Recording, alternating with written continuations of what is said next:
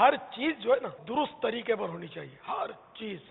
اب اس میں کیا درستی ہے یہ عقل سلیم سمجھ سکتی ہے، جس کے بعد علم دین بھی ہو، وہ سمجھ سکتے ہیں کہ ہر کام اپنے اصول کے مطابق اور درست طریقے سے کرنا ہے، جس سے دوسرے کسی کو کسی قسم کا شر نہ پہنچے۔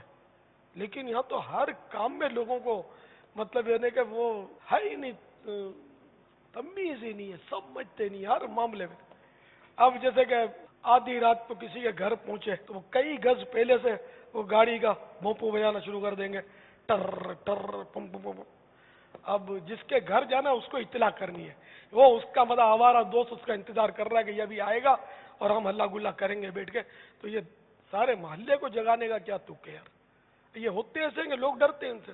اچھا پھر یہ خالی یہی نہیں بجاتے، شورفا بھی نظر آنے والے، ان کی بھی حرکتیں ملتی جلتی ہوتی ہیں۔ تو باہر گلی میں کھڑے ہوں گے تو زور سے کہکے ماریں گے، گفتگو کریں گے زور زور سے آدھی رات کو۔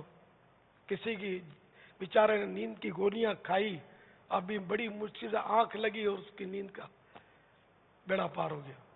باپا یہ تو گلی والے، تو جو سر پہ بیٹھ کے کرے وہ اب سویا ہوا ہے، وہ پاس بیٹھے 4-5 لگے ہوئے۔ ہاں لگے ہوتے ہیں، فون پہ لگے ہوتے ہیں۔ ان سب کو حسن اخلاق کے جام پلانے ہیں نا بھر بھر کے، کہ یہ معاشرے کے صحیح مسلمان بن کر جائیں کہ اپنی ذات سے کسی کو تکلیف نہ پہنچے۔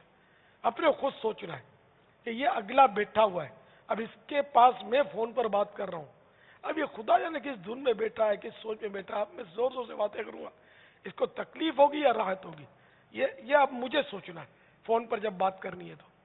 یا اگلا سویا ہوا ہے، اب مجھے اس کے قریب سے گزرنا ہے جیسے آپ گزرتے ہیں، تو اب مجھے کس طرح گزر رہا ہے کہ اس کی نیند میں خلل نہ ہو۔